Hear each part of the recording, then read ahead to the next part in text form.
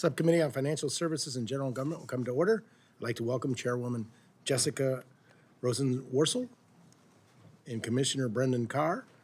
I appreciate both of you participating in today's hearing to give members of the subcommittee the opportunity to discuss the Federal Communication Commission's fiscal year 2025 budget request. This budget request for the commission is more than $448 million. It's nearly 15% higher than the original fiscal 2024 enacted level, and much larger increase than the commission has historically requested. I was surprised to see the commission failed to request the funding for the Secure and Trusted Communications Network Reimbursement Program, known as the RIP and Replace. As you know, RIP and Replace is an important priority, particularly to ensure that our nation's communications infrastructure is safe from foreign interference.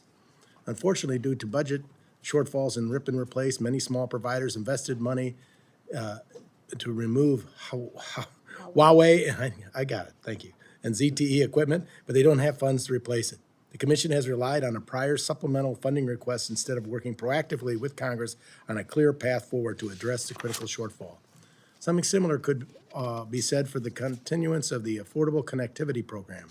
The commission has emphasized the impact of the program running out of funding. While this administration has spoken as if the continuance of the program is a top priority, while relying on the expectation of emergency spending measures that fall outside of our annual budget caps. However, the $6 billion emergency request for the program could only be a temporary fix. If the SEC is going to prioritize bringing affordable high-speed broadband to the country, then it needs to weigh the costs of doing so and ensure it is implemented in a targeted way to prevent unnecessary payments and waste. This program is ripe for congressional oversight, and even the agency's Inspector General has sounded the alarm on whether the service is going to those who is intended to help. Although the funding for the commission is fully offset by fees, Congress has an important role in providing oversight for the commission's work, and that remains focused on its core mission. In light of the recent action by the commission, congressional oversight is more important than ever. Last month, the commission voted along party lines to revive the Obama-era net neutrality policy. Contrary to the fear-mongering we heard years ago, the internet is accessible, even more today than it was in 2017. The accessibility includes higher broadband speeds and increased competition, not to mention the continued expansion of telecommunications infrastructure around the country. It's my view that this action is unnecessarily reviving a politicized policy that has no statutory authority. Such actions are not what an independent agency like this one should be focused on. With that being said, I'm encouraged by the steps the commission has taken to expand the awareness and usage of the 988 suicide hotline, and I look forward to continuing to work with the commission to ensure emergency calls, including suicide intervention calls, are accurately directed. Now I turn to Ranking Member Hoyer for his open remarks.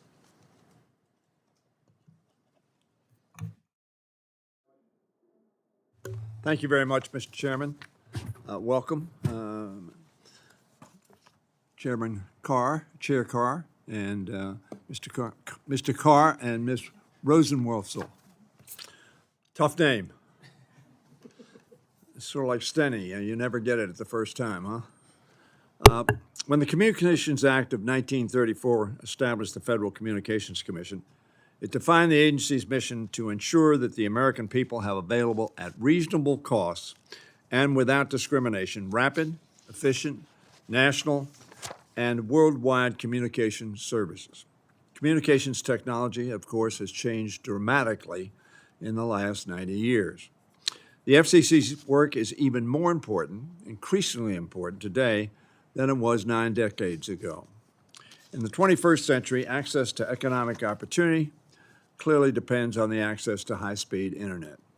Whether it's for education, work, or healthcare, the internet is no longer a luxury, it is a necessity. One could say that simply about the telephone for a long period of time, and now our cell phones. Nevertheless, an FCC report released in March found that as many as 24 million Americans still lack access to broadband. The FCC has done an excellent job tracking these gaps in interest in internet coverage within its new national broadband map. America's digital divide is still too big, but it would be much bigger were it not for the FCC. The FCC has done a terrific job, in my opinion, to expand affordable high-speed broadband access throughout the country, especially in rural areas. Although I would note that we found in big cities there were deserts where they had no access. The FCC's Affordable Connectivity Program has been central to that effort. As of last month, 23 million, or 1 in every 6 households in America, were enrolled in the program, saving $30 to $75 a month on their internet costs. That includes 21,036 households in Maryland's 5th District, which I'm proud to represent. I've heard directly from my constituents, Republicans and Democrats officials, about how important the ACP's positive impact has been on the lives of their citizens. Just a few weeks ago, one family down in St. Mary's County explained to me how they had struggled during the pandemic because they couldn't afford high-speed internet. Their high school student had to go to a friend's house just to attend class and keep up with their studies. Her parents had to drive to the local church parking lot just to get an internet connection to telework. That all changed last year when they were able to get their home connected thanks to the ACP. The family told me, quote, "We don't know what we would have done without the efforts of our government." As House Majority Leader last Congress, I was proud to help secure funding for the ACP in the bipartisan infrastructure law. That funding, however, has run out. It is crucial that my colleagues across the aisle and on our side to take immediate action to extend this program. If we fail to do so, 23 million Americans will either see their internet costs go up or lose connection altogether. Additionally, we ought to work with all of us together to fulfill the FCC's fiscal year 2025 request of $448 million, which of course is fully offset by fees. The FCC needs these resources to help close the digital divide and carry out other key duties, from protecting consumers to promoting fair competition in the telecom industry. I thank Chair Rosenworcel and Commissioner Carr for their testifying today. Look forward to hearing them. I look forward to hearing not only about the programs that we've talked about, but such programs that you both believe are critically important to focus on. Thank you very much, Mr. Chairman. Thank you, Mr. Hoyer. Chairman Rosenworcel, without objection, your full written testimony is entered into the record as you summarize your testimony in 5 minutes. Thank you. Chairman Joyce, Ranking Member Hoyer, and members of the subcommittee, thank you for inviting me to appear before you today to review the FCC's fiscal year 2025 budget request.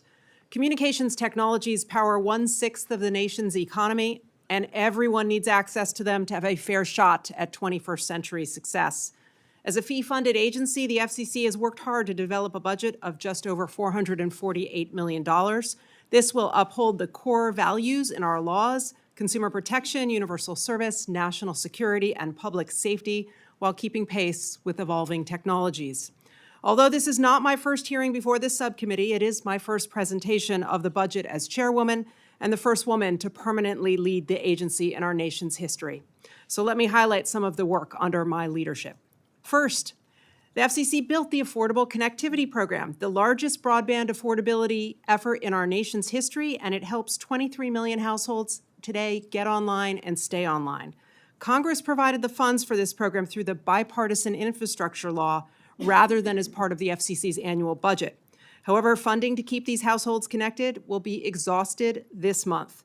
I strongly support efforts to continue to fund this program so more families can get connected to the broadband they need to fully participate in modern life. Second, the agency's work to create the National Broadband Map, the most accurate broadband map we have ever created, will help us close the digital divide. For years, the FCC produced broadband maps that did not provide a clear picture of where the service is and is not all across the country.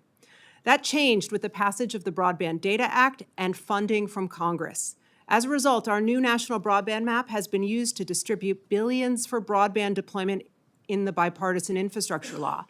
This is the map we need to keep updated so there is accountability for every federal dollar that is spent building this high-speed infrastructure. That is why our budget request includes a $30 million increase to its base support.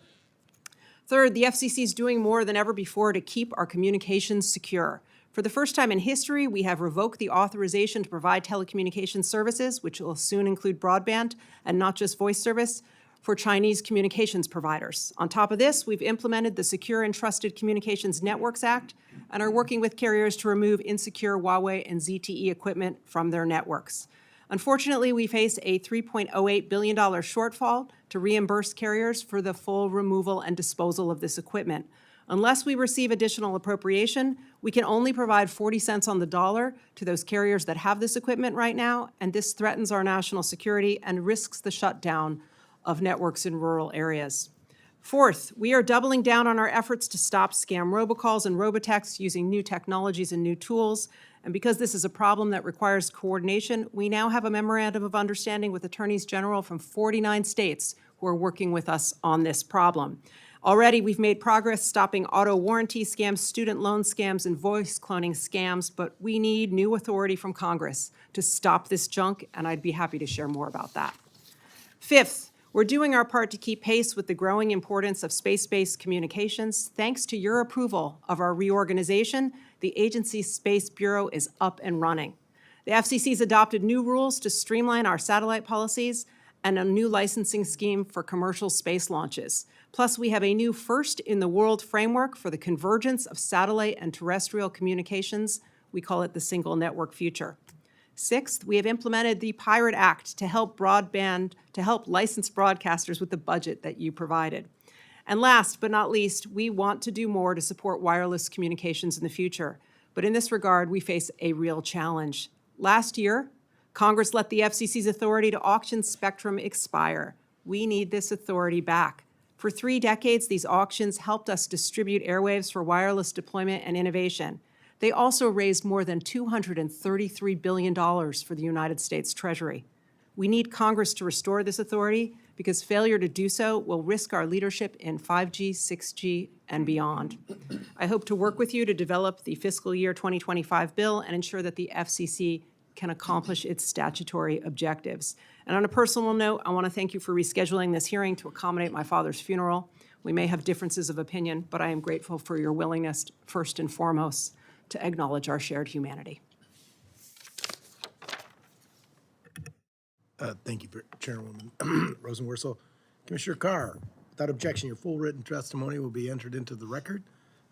With that in mind, would ask that you summarize your opening statement in 5 minutes. Thank you. Chairman Joyce, Ranking Member Hoyer, distinguished members of the subcommittee, thank you for the invitation to testify. This is my first time appearing before Appropriations, and it's an honor to be here. For years, I've had the privilege of working alongside the FCC's talented public servants, and I've welcomed the chance to work with Chairwoman Rosenworcel to advance our shared priorities. We've worked together on telehealth initiatives, standing up 988 as a national crisis line, enhanced competition, and secured our networks. I also agree with a number of the telecom requests in the administration's budget. I agree that Congress should restore the FCC's auction authority. By auctioning spectrum, the FCC not only enhances competition, but we raise billions of dollars for reducing the national debt. I also agree that Congress should fully fund the Rip and Replace initiative. Turning to the FCC's own budget request, I was unable to support it. First, I do not support the FCC's request for a 14.8% increase in its budget. This increase marks a significant departure from agency precedent, as I detail in my testimony. Second, I do not support expanding the FCC's headcount. Indeed, if the FCC hired up to the 1,600 FTEs it's requested, it would represent the largest percentage increase in agency employees since the 1996 Act. Third, I don't support the FCC's request for a 5.1% increase for our spectrum auctions program. As detailed in my testimony, the Biden administration has stalled out on spectrum auctions, and therefore I don't see a reason for increasing the FCC's auction budget at this time. More broadly, I'm concerned that the FCC's budget reflects misplaced priorities. One example is the agency's pursuit of Title II regulations for the internet, a decision that 2 of President Obama's former solicitors general stated will not survive court review. Indeed, they've said the FCC's pursuit of Title II represents a massive waste of government resources and a lost opportunity to advance more pressing policy goals. I agree. The FCC should not spend any more resources enforcing those Title II rules, at least until the courts have finished their review. I also have questions about the strategic goals in the budget. Strategic Goal 2 says the FCC will use its budget to promote diversity, equity, inclusion, as well as accessibility. It's not clear to me what the FCC means when it says that promoting DEI is its second highest priority. The budget doesn't add much clarity. To promote DEI, it says the FCC will use funds to identify and eliminate historical, systemic, and structural barriers that perpetuate disadvantaged or underserved individuals. It envisions quarterly dialogue sessions, regular webinars, and global education and awareness. Nor does the FCC say how much it is spending on this initiative.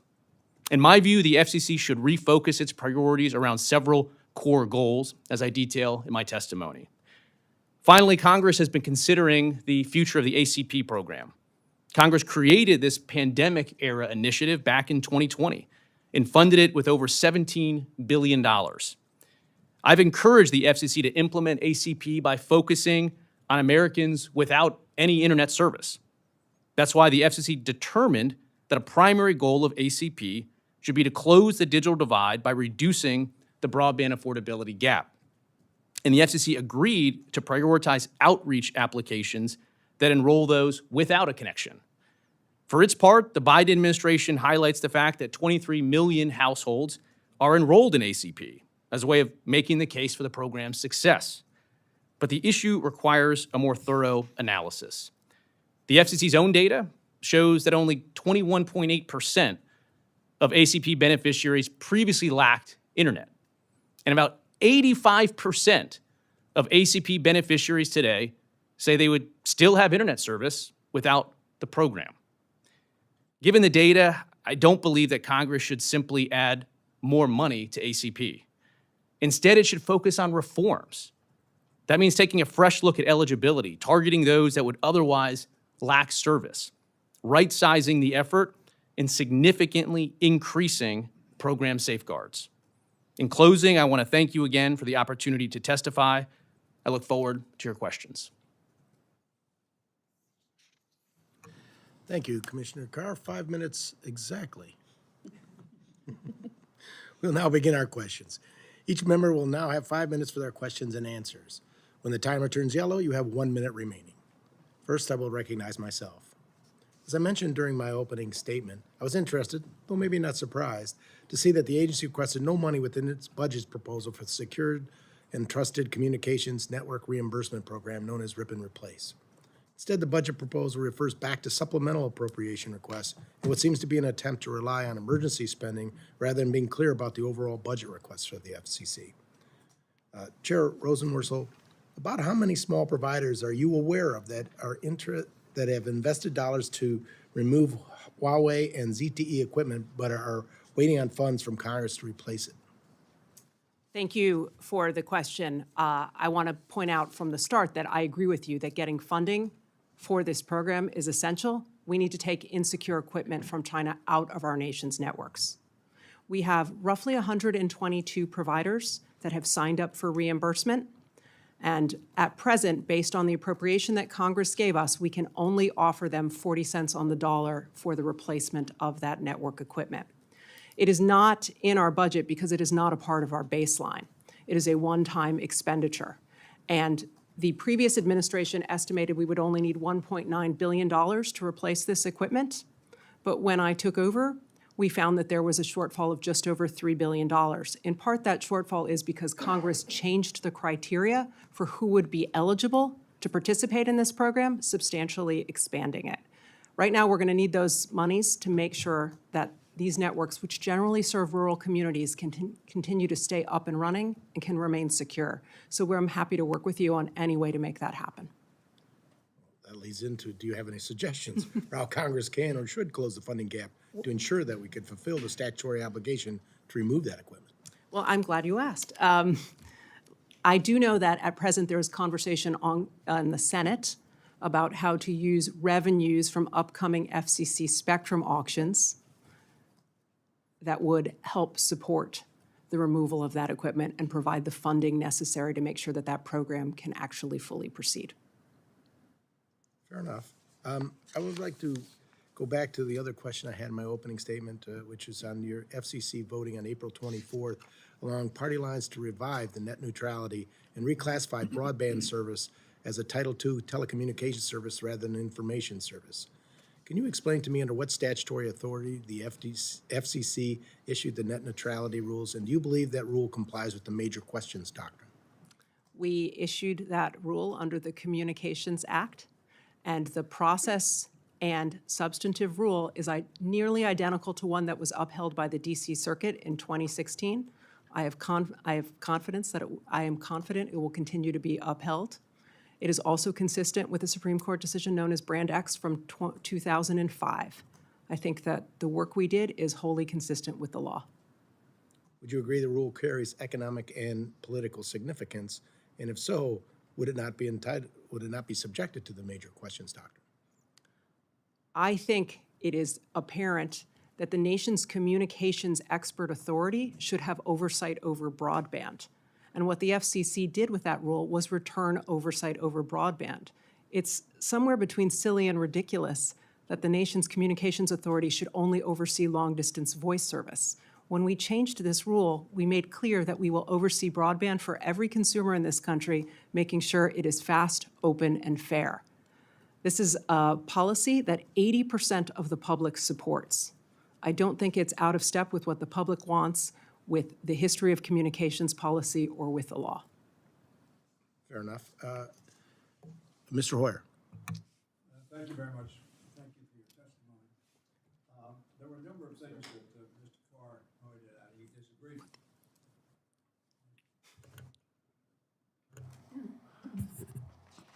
I need to have an automatic voice-activated mic because I forget to hit the button all the time. Sort of like not hitting the mute button when we were communicating all by other communication levels. The FCC would probably rule it. Well, you know, I'd have to talk to him about it, right?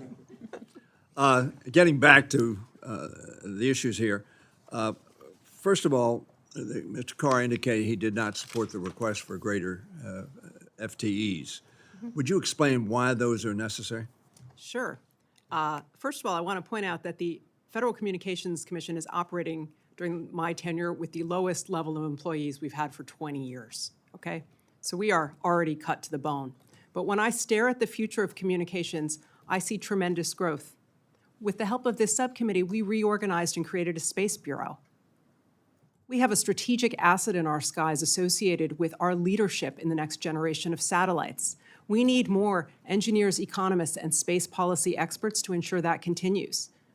As we look to the 6G future, it's going to be harder and harder to identify new ways to get spectrum, and we're going to need more creative engineers who can help us do so. And when I think about the Internet of Things, we're working on a cyber trust mark to make sure everyone trusts the devices they bring into their homes. We're trying to build a standard so that we can get ahead of our counterparts in Europe and elsewhere who are also trying to do one. And along the way, I think that we need more folks to help us with robocall enforcement. And frankly, I challenge anyone on this committee to disagree with me on that one. The point being, you have the lowest in 20 years complement of FTEs. Is that correct? That's right. And so on what we've asked for is an increase that amounts to about 75 over our current headcount. But they're for all of those initiatives to make sure that our communications leadership grows, that I think are vitally important to our national and economic security. I think they're the kind of investments we want to make and we should be making right now. Would it be reasonable to conclude that in the last 20 years there has been a very, very substantial increase in the challenges that the expansion of communication ways and means poses to the FCC? Absolutely. I agree with you. Okay.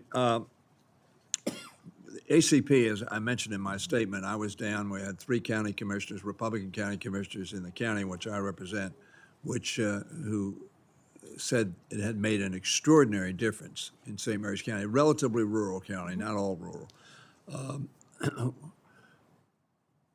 Mr. Carr has some discussion about what the need was.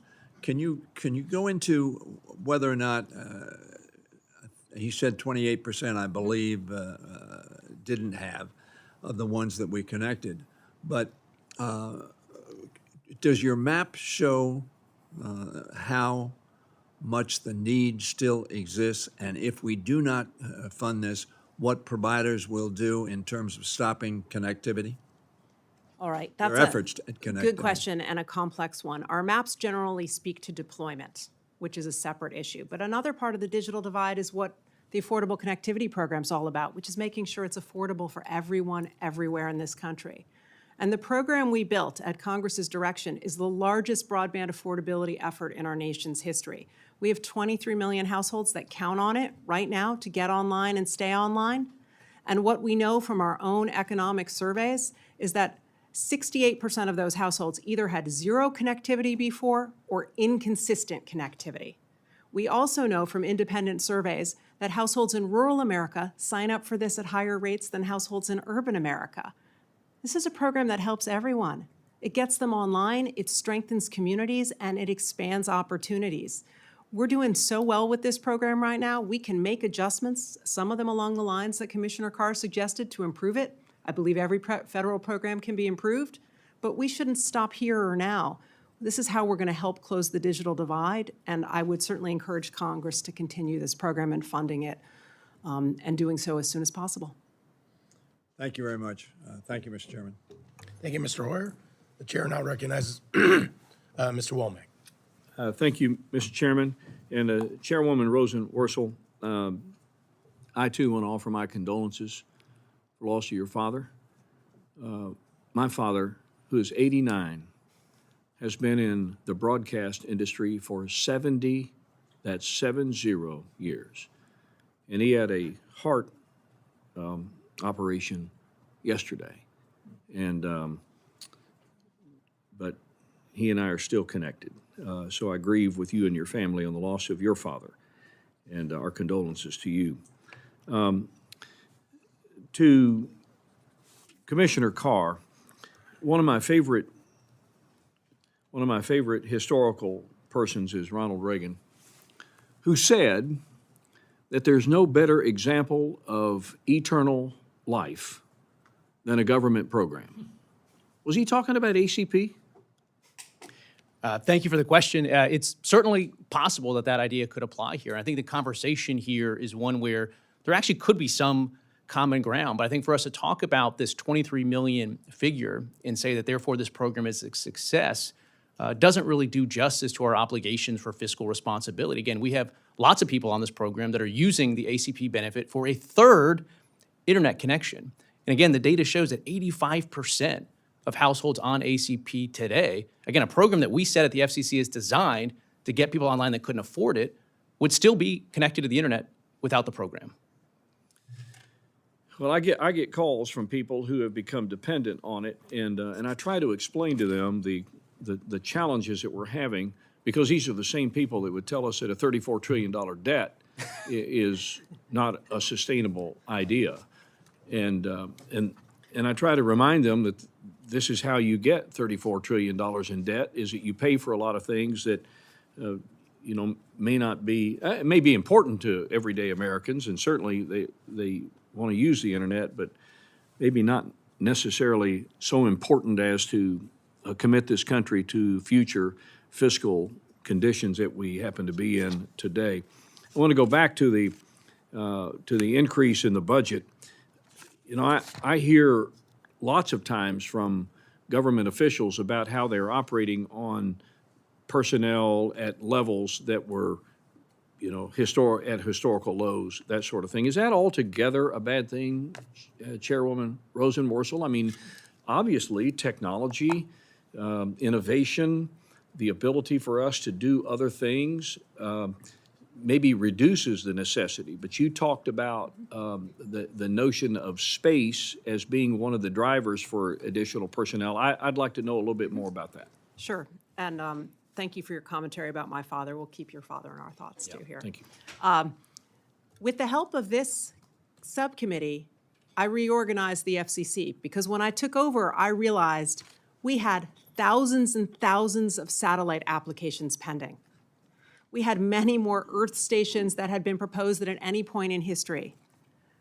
And when you think about the strategic asset that is our commercial space industry, it's extraordinary. We're leading the rest of the world.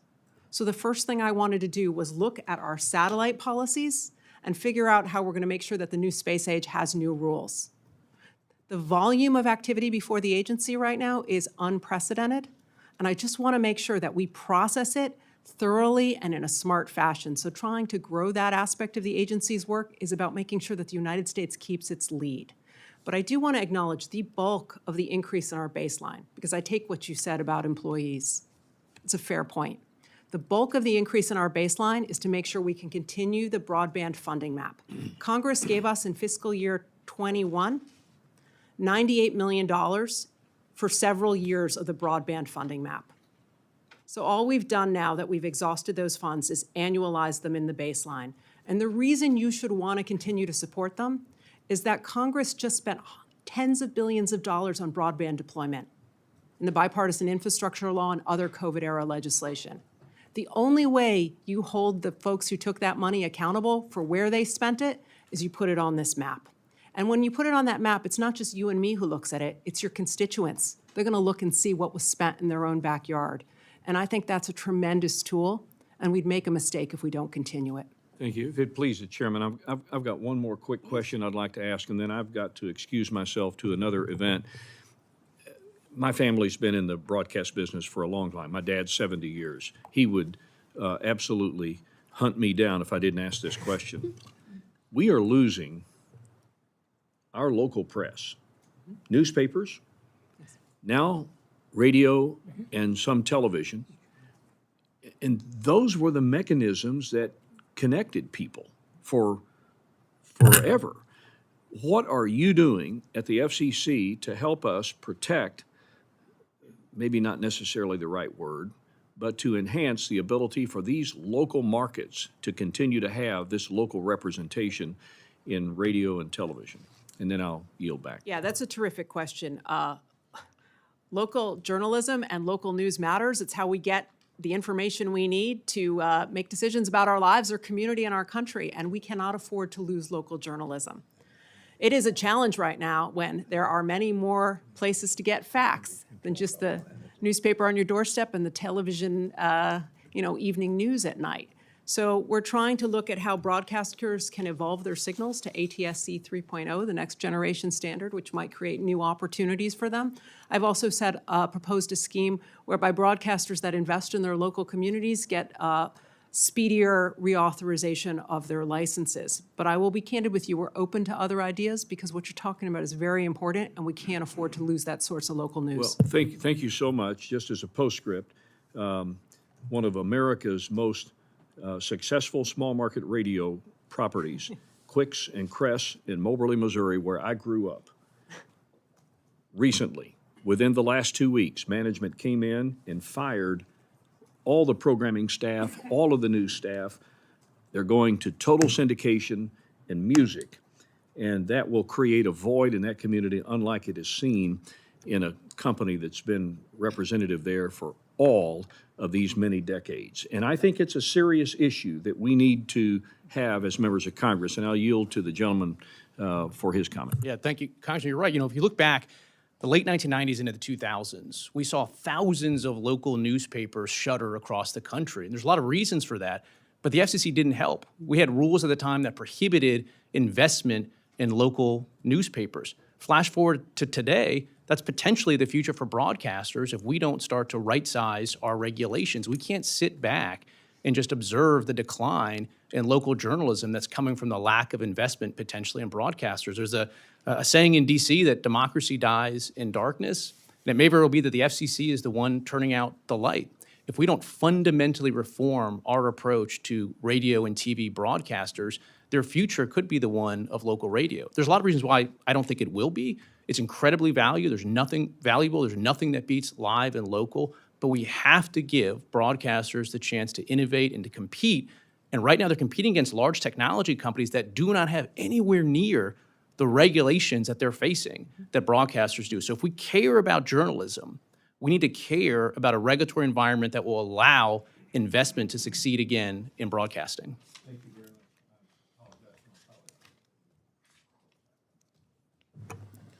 Thank you, Mr. Womack. We now recognize Mr. Cartwright.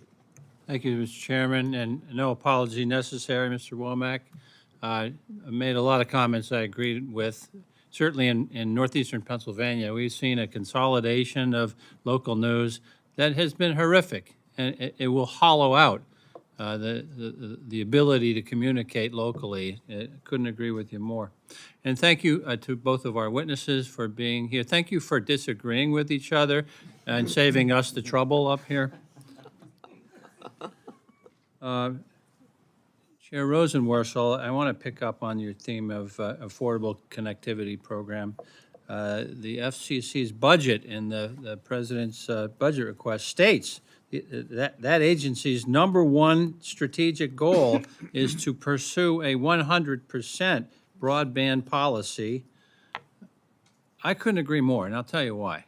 It may be one of those programs that takes a long time, but I've always likened it to the rural electrification program, that if we didn't do that in the 1930s, there would still be places in the United States left behind, left basically in the Middle Ages.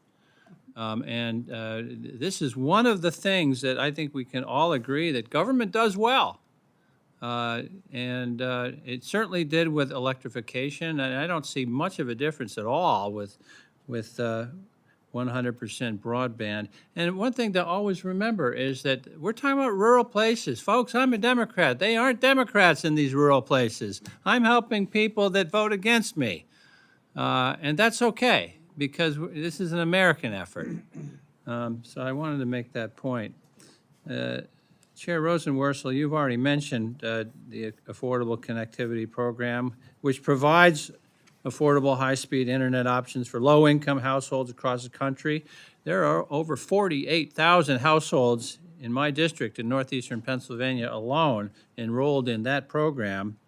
And I get calls too, as I think Chair Womack mentioned. I get calls about people worried that they're going to lose this service.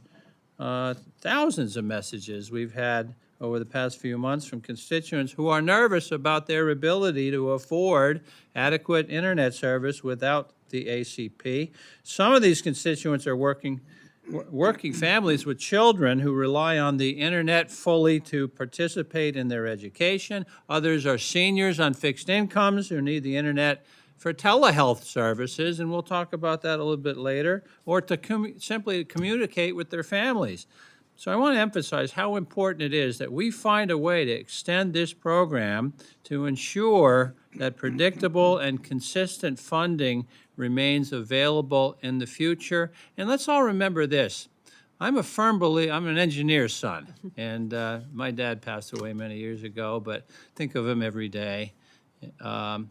Republican his whole life, but had a firm belief, and passed it on to my brothers and me, that answers can come through engineering and through scientific and technological breakthroughs.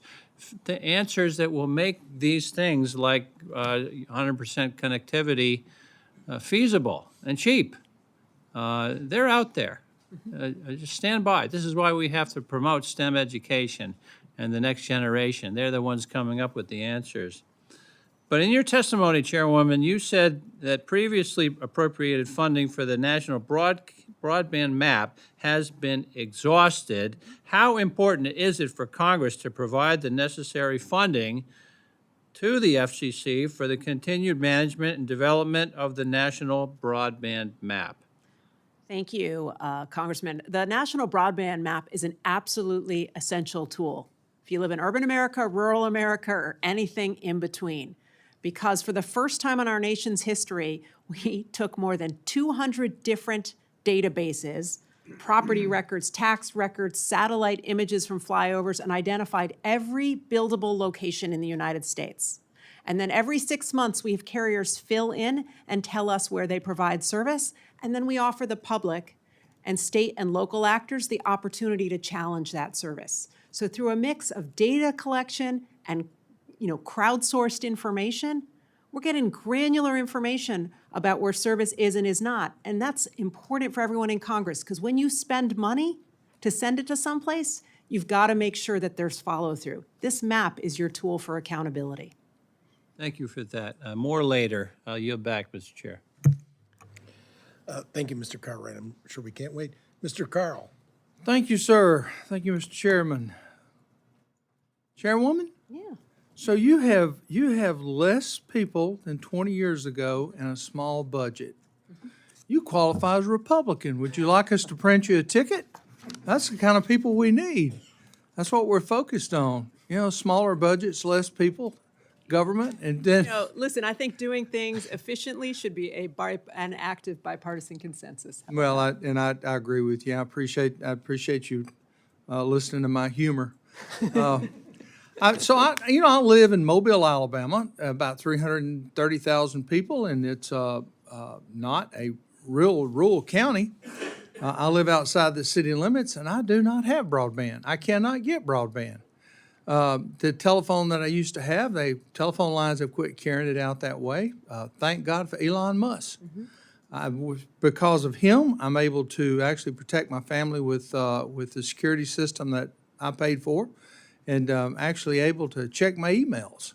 So I'm very proud of the private sector and what people like Elon Musk. We focus on Elon Musk, but this country's full of people like this. This country was built by people like that. They're dreamers. They don't understand limits. Government, we're limited.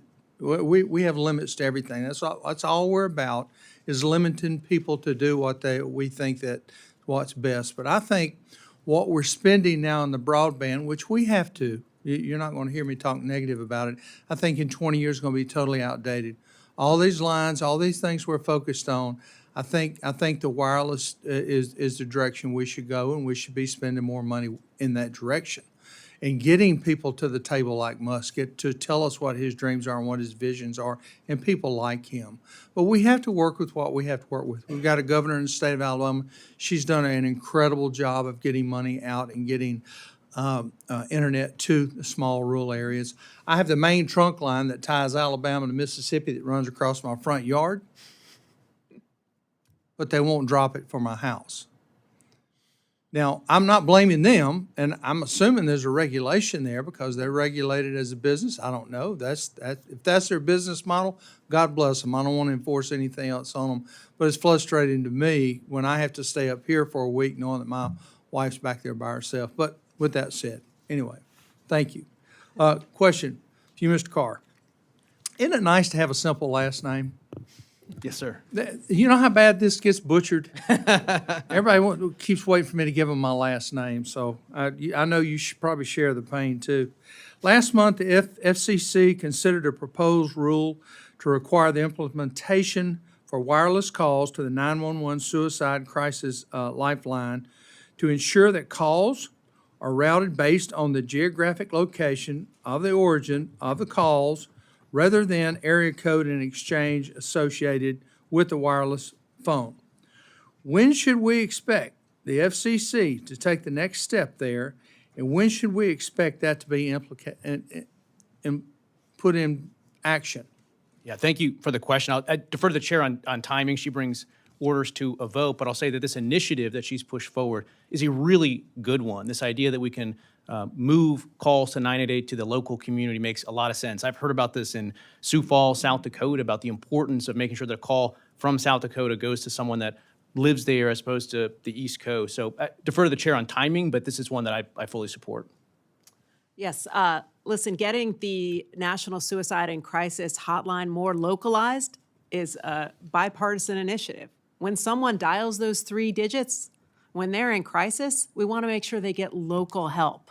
Right now, it's based on your area code, but if you're from Mobile, Alabama, and you move to Los Angeles and you dial 988, you're still going to be connected back to someone in Mobile, Alabama, but maybe you need resources in California. We can fix this with our geolocation proposal, which I hope to have done this year, but we're going to need our colleagues at the Department of Homeland Security and specifically the Substance Abuse and Mental Health Services Administration to work with us to really get it done. Please do. I mean, we're losing 17 veterans a day to suicide. I mean, it's just, it's rampant, and there's no reason for that. And this could play a very vital role in helping with that. And listen, if we have problems, we will come to you and ask for your help and support. Thank you. Mr. Chairman, I yield back. Thank you, Mr. Carl. Chair will recognize Mr. Pocan.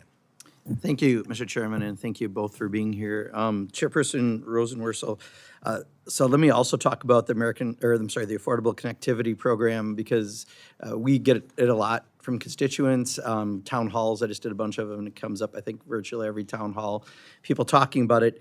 And it really does matter with the cost. I live in a rural town of, I think we're 870 right now. We're getting up there. We first got about 5 years ago broadband. Prior to that, I paid for a Verizon Home Fusion product, a satellite. I got a deal, the half-price deal, of $300 a month for 80 measured gigs of broadband. I would call my husband the last week of a month, telling him to quit watching Netflix, because every hour of Netflix was about two and a half.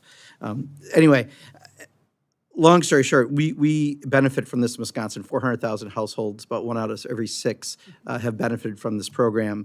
And it does come up a lot. And $30 is a lot of money. I mean, if you think about it, the Supplemental Nutrition Assistance Program is barely over that for a week's worth of groceries to help keep kids out of poverty. So $30 does matter. And in a rural area, I pay twice as much for the broadband in Wisconsin in a rural area than I do here in D.C. at the place I live in. So having said all that, this is like a really, really valuable program. A majority of my colleagues have signed on to legislation to renew it, and yet we can't get a vote. Part of that's our problem. We've got lots of them these days. But what are you looking at if this doesn't happen? What can you do to try to help look at replacing something that would help my constituents? All right, well, I appreciate that, your support for this program. And in fact, it's 1 in 6 households, not just in your district and in Wisconsin, nationwide, that rely on this. It's an important program for Blue America and Red America. Everyone relies on it. And if it goes away, we do have real limits. We have a universal service fund with a program that supports households at about $9 a month, but it is a much more limited subset of households that can be supported with this program because there are different qualifications under the law, and it is a much more limited set of carriers that are allowed to provide this service. It feels to me we've come so far, and, you know, all of us saw kids sitting outside of fast food restaurants and in library parking lots to go to class during the worst days of COVID. We don't have to go back to that. This is a program that helps prevent that. It feels to me like we would make a mistake if we stop now. We've just come too far. Well, again, whatever we can try to do. We have a majority of us on a bill. It would be great to be able to move that forward. Let me just ask you real quick about, in the news, robocall gangs, Royal Tiger AI. All right, I'm not gonna be one of the members that shows my stupidity on technology and hearings, but tell us just a little bit about it, because it is something your agency is working on. Listen, we're going to do everything we can to stop robocalls. I would be candid with you, though. Our primary authority is from 1991. We need an update. But that being said, one of the things I focused on is building partnerships. We're going to learn more from people about what's happening in their backyard than we are here in Washington. We've got 49 state attorneys general working with us on robocall matters. But then I started looking abroad. I've got Canada, Australia, the UK, other countries that are similarly finding that their phones are under assault from these scam calls. So what we decided to do was, when we identified a repeat violator, we were going to name and shame them and share them with our state counterparts and our international counterparts. That's what that Royal Tiger initiative is about. Awesome. It's a company that operates out of India, the United States, the United Arab Emirates, and the UK. And I think that this is not just a problem we're facing domestically, it's global, and we're going to be the first to start outing who's really behind some of these junk calls. Great. Thank you for those efforts. I mean, we do get a lot of requests on that. Finally, this is something I get asked fairly regularly, and I don't have a good answer. When we got rid of the fairness doctrine, a lot of people feel like that's been detrimental to our news media as well. Can you just talk about that, and is there any chance that you would ever consider bringing something back? Well, the fairness doctrine was a policy from the 1940s. I mean, I wasn't around, but as best I understand it, you know, that was when we had a very limited news medium. There was the newspaper, and there were a handful of broadcast and radio television stations using public airwaves. Since that time, we have public airwaves, we have cable channels, we have internet facilities. And the one thing that I would say is that having the FCC make decisions about what's correct and not correct, what's right, what's fair, what's equal and not, is an ominous role for government in this media environment. I wish I could make it simpler, but if you trust me to go ahead and take that role, you need to trust my successor too. And I would say that I think the best way that we can serve the public is to make sure that we hold accountable as public citizens all those folks who are putting the facts and information out there so that we can all ferret out and find the truth. Great, thank you. I yield back, Mr. Chairman. Thank you, Mr. Pocan. The chair will now recognize Mr. Amity for any questions he may have. Thank you, Mr. Chairman. Thank you, folks, for being here today. When we talk about communications in general, the bold new world is, well, for instance, your rip and replace program is, hey, we got additional things to consider other than the traditional FCC stuff. Can you give me an idea? Because I'm afraid, not that there are no aspersions in this. I'm afraid, okay, we'll get done with rip and replace when we get that funded, so you can finish that. And then when we get done with that, there's things like satellites, vulnerability, all that other sort of stuff. And my concern is, as I sit through, and it's not just you guys, but other hearings, and then you talk with CISA and those folks, and you're like, are you guys coordinating with CISA, or are you on your own mission on the security of communications, broadband, whatever that stuff is? And granted, it's not that you should be there yet, but part of the going forward is that's got to be a part of everything. And so my concern is I think there's a lot of federal assets that are kind of in this space, but I feel like there's a bunch of silos. But give me an idea of what you're doing so that when, God forbid, something happens to one of the big satellites that does whatever, or small satellites, or you've done with rip and replace, and people are hacking into whatever the heck. Give me a feeling about cybersecurity and the FCC's mission.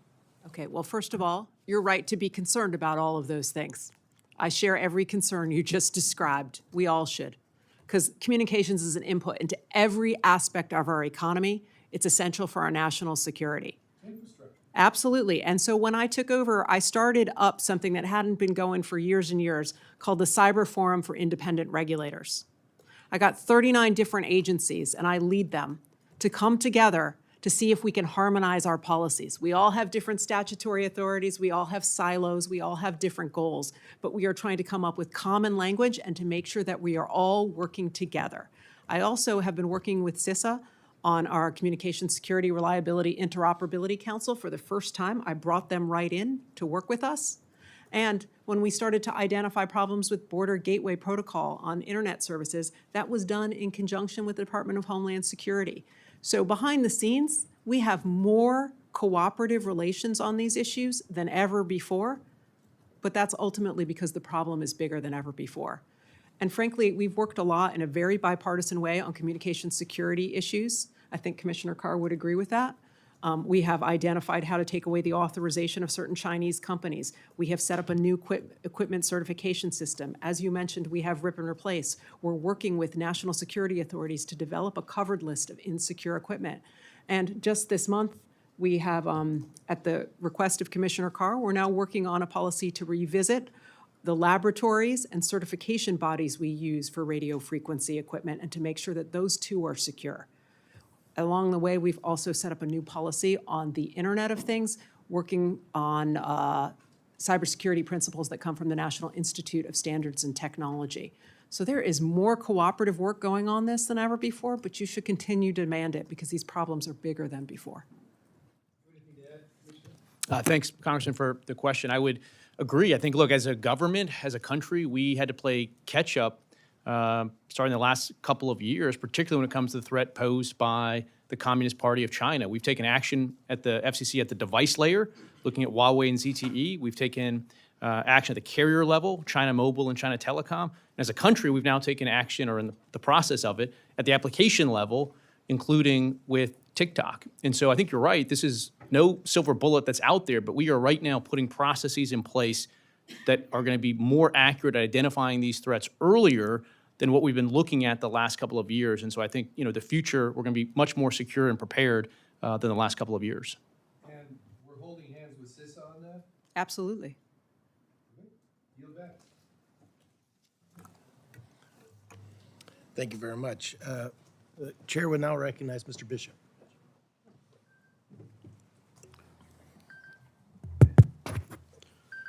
Thank you very much, Mr. Chairman. Let me thank the witnesses for your testimony this morning. Chair Rosenworcel, I serve a rural district that has a large number of households that are unserved or underserved by broadband and which will be eligible for the BEAD program funding. I appreciate the FCC's action in December to provide much-needed clarity around pole attachments and strengthening the process for accelerated resolution of the disputes. As you know, BEAD will not succeed unless we get timely access to attach new wires onto the existing poles in rural and unserved areas. But I continue to hear the concerns about access to the poles and the potential to be a barrier to connecting unserved Americans. Now that the record is closed on the FCC's further notice from December, can you commit to acting as quickly as possible and put pole attachment access complaints on the Commission's accelerated docket for fast resolution? Well, first of all, there's a lot of soaring rhetoric around broadband, and not many people talk about poles, but it's really important. That's the infrastructure on the ground that actually allows for real deployment. One thing I want to make sure you're aware of is about half of the states regulate poles on their own. The FCC only oversees states that do not choose to regulate poles. Off the top of my head, I don't remember what's going on in Georgia. Be happy to follow up with you on that point. But it is clear to me that we have to streamline these processes and move faster because we don't want access to poles to be an impediment to broadband. We're looking at the record from the rulemaking you described just a moment ago. And once we do a full review, I'd be happy to update you about what our next steps are. Thank you. In my district, the 2nd District of Georgia, the savings that have been provided by the Affordable Connectivity Program is phenomenal, combined with the bipartisan infrastructure law, and it's had a really significant impact. As of January,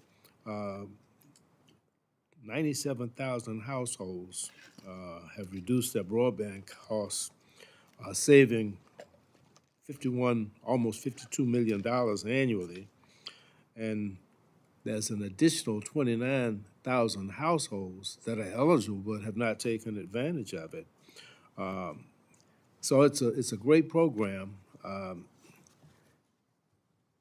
We've got to continue it, and I'm hoping that this committee and Congress will take the necessary steps to continue it. And I certainly appreciate the way that you are going about implementing it, and I look forward to getting it done. I yield back. Thank you, Mr. Bishop. We now recognize Mrs. Torres for any questions she may have. Thank you, Chairman, and congratulations on all the hearings that you've been able to accomplish this week. Thank you, Chairwoman, for being here, really to both of you for being here. I want to extend my gratitude for the rulemaking to require carriers to route calls to the 988 suicide and behavioral health crisis line to the call center closest to where they are versus utilizing the area code. I can't imagine if I needed to call, 988, and I'm in Washington, D.C., and they sent me to the Inland Empire. Nobody could help you there. As you know, location information is so critically important, and the carriers must be expected to do better, not just for 988, but also for 911, specifically from cell phones, and cell phones that have where people pay by the minute and they run out of minutes. That continues to be an issue. This was an issue when I took my last 911 call in November of 2008, and continues to be an issue today with some carriers. So there's a lot of work that still needs to be done there to require them. The 911 system, as you know, has greatly evolved from, telephone operators that worked at a switch and transfer calls, from one switch to another one. There are about 240 million 911 calls that are made annually, and I remain very concerned about the fact that the 911 call centers have not received the needed technology updates and can become a national security risk, leaving Americans left without, the opportunity to be able to dial a 3-digit number during a very, very vulnerable time in their lives. And across the country, 911 centers are facing outages, delayed response times, and cybersecurity risks. Recently in my home state, a 911 call center that had not yet transitioned to next-gen 911. Technology was hacked, putting at risk the lives of many Americans. Can you share with us the impact of upgrading our nation's 911 system? Absolutely. I know you know these issues extraordinarily well, and appreciate your leadership on them.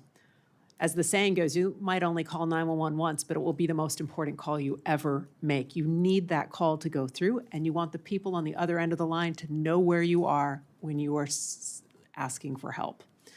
So upgrading these systems is complex. We have about 6,000 public safety answering points all across the country. They are funded generally locally, and they were built for the era of an analog telephone when there was a jack in the wall and a curly cord attached to the phone.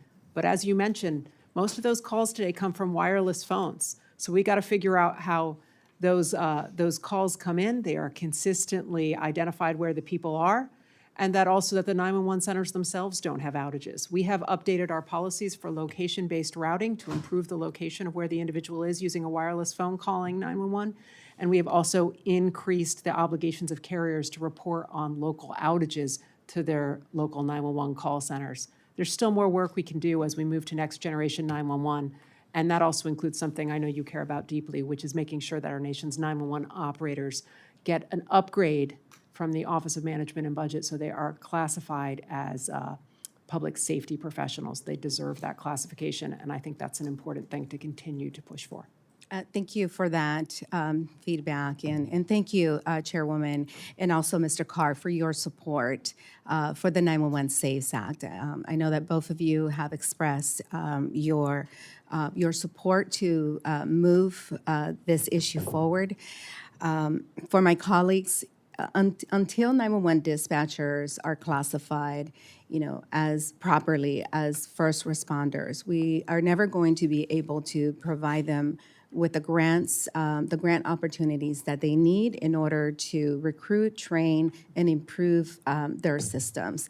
The 911 SAFES Act is a bipartisan, bicameral bill that has very, very strong support from both sides of the aisle. And I can't wait to have a hearing on this issue. And Chairman, on the issue of why it's so important to ensure that the 911 call location is delivered, I'm going to take just a couple of seconds to share with you a call that we took at our 911 center. I did not personally take this call, but it was from a child. We teach our children to dial 911. This child was being abused. The 911 dispatcher could hear the child being screamed at, being called out of its name, being slapped, kicked, all of that. And all we could do was listen to his cries for help. We think it was a he, we don't know. There was nothing we can do because the location had not been transferred from, from where he was at, because the telephone number, the cell phone that he was using had ran out of minutes. So the only thing that we could do is listen and be the witness to this horrific crime that was happening to this child. That's why we cannot take any excuses from the telephone companies to improve their systems and to ensure that they are delivering that location information to the 911 centers. And again, I just want to thank you both, and I yield back. Thank you, Mrs. Torres. Chair will now recognize Mrs. Hinson for her questions. Thanks for your patience. I had a double-booked hearing morning, so I appreciate, thank you for both coming to testify before our committee about your budget request for this fiscal year. American communications networks, of course, play such a critical role in our economy, so preserving the integrity of those networks should be an absolute top priority. We know our foreign adversaries, Russia, China. I just came from a China Select Committee hearing, so that's where I was. They continue to undermine the security of our networks through compromised equipment, threatening reliability, of course, and then putting Americans' personal data and safety at risk.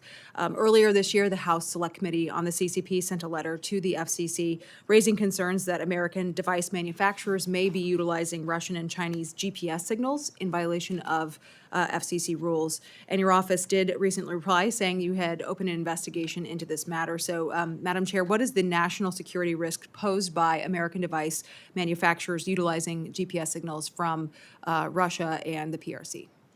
Thank you. Listen, GPS signals are absolutely important to modern life. It's precision information about timing and location that we count on in almost every aspect of our economy. First thing I think that is important is that the United States and its Space Force continue to put the L5 new versions of our GPS satellites in our skies. The more GPS systems that are safe and secure that our devices connect with, the more accurate that information. We have, during the last administration at the FCC, approved the use of European Galileo GPS systems. So that is something that has been approved. At the same time, we've had individuals, as that letter suggested, telling us that some of our devices may be collecting information from Russian satellite systems. We have started an investigation to understand the mechanics of that and how it works. Needless to say, there are opportunities for surveillance and opportunities for malicious activity associated with that. So we take this seriously, but that's part of the reason why we have an investigation, and we're going to get to the bottom of what's happening. Well, that's promising to hear, because it is my understanding that when you talk about the information flows, the Chinese GPS system allows that data to flow back and forth with Chinese satellites. So hearing that you're opening an investigation here is very promising. And I think that's a good follow-up to the work that Congress has done by passing the Secure and Trusted Communications Networks Act to support the removal of compromised equipment like that has been manufactured by Huawei and ZTE through rip and replace. And I appreciate your continued efforts at the FCC to ensure that that compromised equipment is removed from our networks.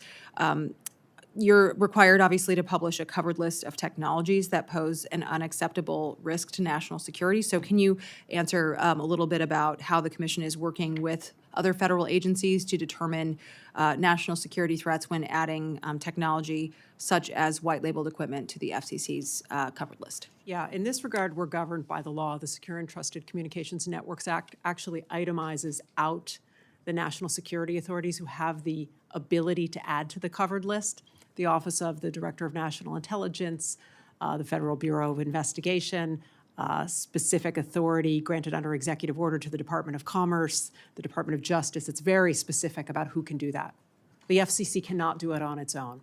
So one of the practices that I've established is that if any member of Congress or anyone comes to us with a credible concern about a certain piece of equipment or a certain vendor, we write a letter to all of those agencies to let them know immediately. That concern exists and that there's somebody who's interested in the tech. Absolutely. And I think that's been a productive way to ensure we start a conversation and are very public and transparent about what might be of concern.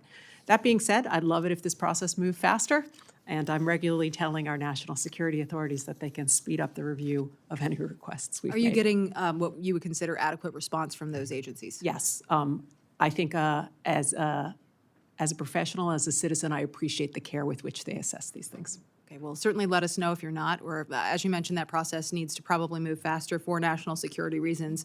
So just keep us in the loop if there's any pressure that needs applied. We'd be happy to follow through. Thank you very much. I yield back, Mr. Chair. Thank you, Mrs. Henson. It comes to my attention that some may want a second question.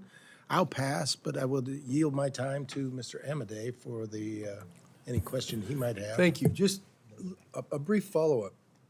If somebody, as part of a attack, wanted to shut down 911 in an area that they were having that, tell me about our 911 technology right now to where, is it vulnerable to where it's like, hey, one of the things we're going to do to debilitate an area is we're going to mess with the water, we're going to mess with the power. It's like, oh, and by the way, we're going to demo 911, if you will.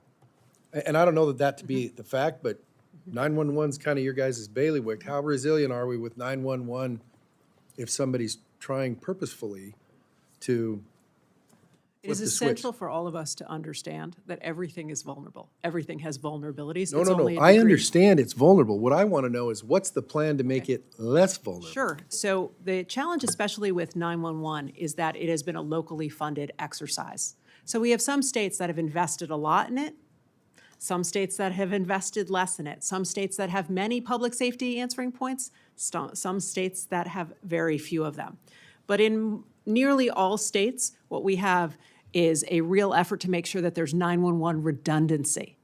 So if a line goes down, there's an alternative route for that traffic or an alternative public safety answering point that can take those calls. The best evidence we see of that is in weather events like hurricanes and disasters, where you learn about a 911 call center that goes down, but then you learn how the 911 call center in the adjacent county has taken on that traffic.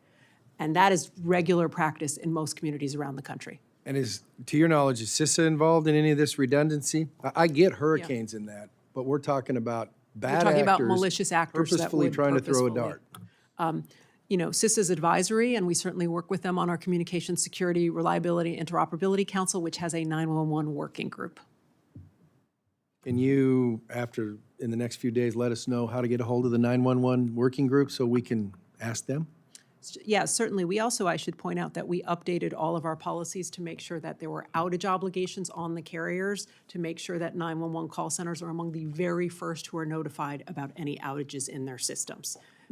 And Madam Chairwoman, I respect that. Mm-hmm. I'm talking about purposeful bad actor stuff as part of pulling down important infrastructure that may want to, and it's like, Yeah. has anybody assessed it, or is it just an area that needs work? Absolutely. I do think it's an area that needs work, in part because there's not been a national program for 911. Instead, there's been a state and locally funded one. And so we have some inconsistencies around the country. We should be addressing them. Thank you, Mr. Amity. Chair will now recognize Mr. Hoyer. Let me yield to Mr. Cartwright first, and then I'll go last. Fine by me. With the yield from Mr. Hoyer, we'll now recognize Mr. Cartwright. Thank you, Mr. Hoyer. Thank you, Mr. Joyce. And again, thank you to our panel. We were talking about rural areas before, and I have an abiding interest in that because 3 of my 5 counties in my congressional district are quite rural. Pike, Wayne, and Monroe counties in northeastern Pennsylvania, and it's about health care I want to ask now, because it's critical health care needs. Those areas, as is true for many other rural areas in this country, they can be health care deserts, right? And that's when something like telehealth becomes more and more important. I know that the patients in Pike County, Pennsylvania would benefit greatly from telehealth, but telehealth, as we all know, relies on broadband, reliable broadband service. I know you're well aware of this.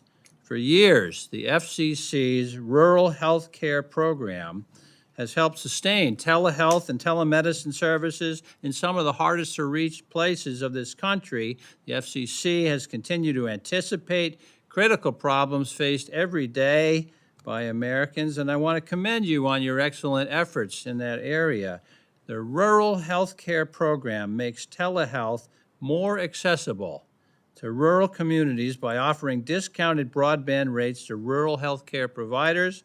Once connected, rural providers like those in my district can better treat patients who may lack access to in-person care.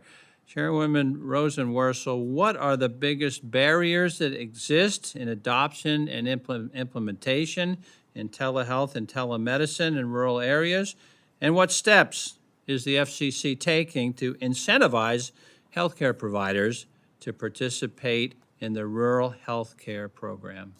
All right. Telemedicine's pretty incredible. You can bring first-class care to places that are really far-flung in this country. And we saw early efforts to do that in the pandemic, and they've outlived the pandemic. People are getting accustomed to the idea that they might be able to just have that follow-up appointment from the comfort of their own home. It makes them more likely to actually check in with their healthcare professionals. It's a good thing. There are three big challenges when it comes to telemedicine. The first, as you mentioned, is broadband. We have to get it everywhere, or it doesn't work. The second, and we don't have authority over this, is making sure there's insurance reimbursement for this, because if you don't reimburse the provider, they're less likely to offer the service. And the third problem, and again, this is not under our bailiwick, but it's making sure that doctors and healthcare professionals who are authorized by one state can provide service in another state. State-by-state authorization can sometimes make it challenging. If you have a follow-up appointment while you're traveling, for instance, you might be violating laws you didn't even know existed. And with respect to being creative about this, let me just acknowledge Commissioner Carr here, who championed a connected care pilot program for healthcare at the FCC to really start exploring the more creative ways we can use this technology. And I'd like to hear from you too, Commissioner Carr, on that question.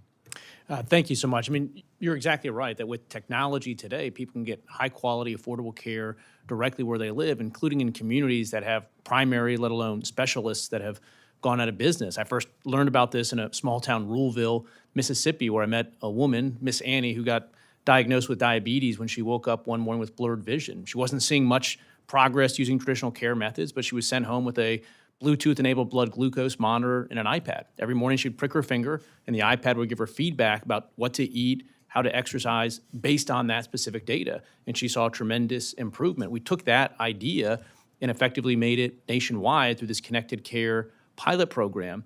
And we stood it up exactly when COVID was hitting. And as the chair has said, that she's continued to build on those efforts and added a lot of maternal care verticals into that program as well, which has been really helpful. Thank you. Mr. Chairman, I yield back. Thank you, Mr. Cartwright. Chair will now recognize Mr. Carl for an additional Thank you, sir. Fun fact, where was the first 911 call? Haleyville, Alabama. Thank you. I visited for the 50th anniversary. All right, did you see the phone in the window? I did that red phone there. Yeah. I know. The town is so proud of it. Well, because that's no, but where it's- Adderholt's from, Congressman Yeah, it's a Adderholt. wonderful thing. It's like a reminder that really big ideas in the United States, Starting small they places. sometimes start in small places. Anyway, sorry, I got excited about it because it was exciting to visit. You've got to vote for her budget just based upon her knowledge of that answer. You won. All right, let's look at rural broadband one more time. In the past year, we've adopted rules governing broadband labels, digital discrimination, I think is the right word we're using there, and data breaches. And you're considering more rules in these areas and other areas like outage reporting. Are you aware of how these new rules individually and also in combination will affect smaller providers? Yes, we absolutely think about that all the time, and we have duties under the Paperwork Reduction Act to take that into consideration. How will it affect small companies with 20, 30, even 50 employees? Will they be able to keep up with these new rules and regulations? We often exempt the smallest companies from these rules or regulations or give them an extended period to comply. Good. Thank you. That's all I've got. Thank you very much. Yield my time. Thank you, Mr. Carl. Recognize Mr. Hoyer. Thank you very much. I yielded because I want to say something about these hearings. But first of all, we have these voice cloning scams. You referred to them briefly. Obviously, that falls to some degree in your jurisdiction and some degree in enforcement jurisdictions. What I wanted to know, and if either one of you have observations or we have experience, how is law enforcement enforcing these in terms of effectively preventing people from doing this because they know they will be prosecuted? All right, that's a great question. Voice cloning technology has become cheap, and that is a dangerous thing because people are going to use it more and more for different kinds of robocalls and different scams. As you probably know, in New Hampshire, we had someone using it with the president's voice in advance of an election. But here's some good news. We worked with the carriers to identify exactly who was carrying that traffic and then who was responsible for that call. And because I've set up a memorandum of understanding with the State Attorney General of New Hampshire, within 2 weeks, we had to identify where it was coming from and who to hold responsible. And my colleagues along the way worked with me on a declaratory ruling to make sure that voice cloning was a violation of the Telephone Consumer Protection Act. So we put out a call loud and clear that if you use this technology and you use it in fraudulent and abusive ways, we're going to make sure that your state attorney general and the FCC comes after you, and any carrier that carries this traffic, we're going to shut them off. Now, you have the authority, or working with the Attorney General, to shut them off. Were you able to prosecute the individual that So the attorney general, because we made the decision that this was a violation of the Telephone Consumer Protection Act, the Attorney General of New Hampshire can go after that individual now. It's why partnerships on these robocall scams are so important. The state attorneys general are generally better positioned to go after the scam, and we're better positioned to go after the carrier and shut down the traffic. Working together, we can take on these things, but again, we're always open to new authorities to help us with robocalls and robotexts. It is a problem that just doesn't go away, and every time we develop a new solution, scam artists are creative and they find a new way forward. Thank you, which goes back to my issue about your FTEs. As this new technology and new challenges arise, and we've all talked about that in a very positive way, this has been a very positive hearing. And the reason I want to speak at the end is, first of all, to join Ms. Torres in congratulating and thanking the chairman for setting a number of hearings up that I have found to be very, very illuminating and very helpful, and I thank you for that. Secondly, I think every member of this committee has to be very impressed with the knowledge and clarity of answers that the two witnesses have given. And this was one of the least contentious hearings in which I participated recently, and I think that's because of the collaborative nature of the two of you and the FCC, which I know is always not there. We obviously differ. It's certainly not always here. But very, very impressive presentation by both of you. I think it ought to give us all a confidence that the challenges that we face are being dealt with by very competent people concerned about the best interests of the American people and the security of our country. So, and Mr. Chairman, I thank you, and I thank the witnesses, and this has been a good hearing. Thank you for that, but I assure you we can work up some tension for you if you need it. I don't need any assurance of that. We deal with that on a regular basis, as you may have noticed. You do. As you may have noticed. Thank you, Mr. Hoyer, and second your remarks as to the knowledge that's been exhibited here on issues that are very important. And I also have to acknowledge my friend, Mr. Amadei, didn't get the appreciation for how important his questions were. Yeah, mine were too. He was lamenting that during. You're on his side, he needs your vote, I get it. Thanks, Mr. Chairman. And with that, like all good things must come to a close. And so for our meeting, our hearing today will be over. But there may be some members who would like to submit questions. I'd ask that you, any questions that's submitted for the record be done so within the next 7 days. And you have 15 business days from your receipt and to get back to us with answers.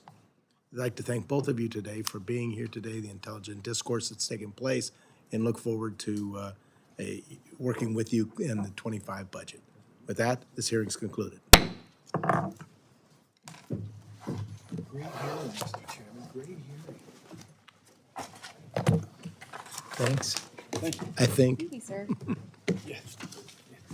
Don't tell it.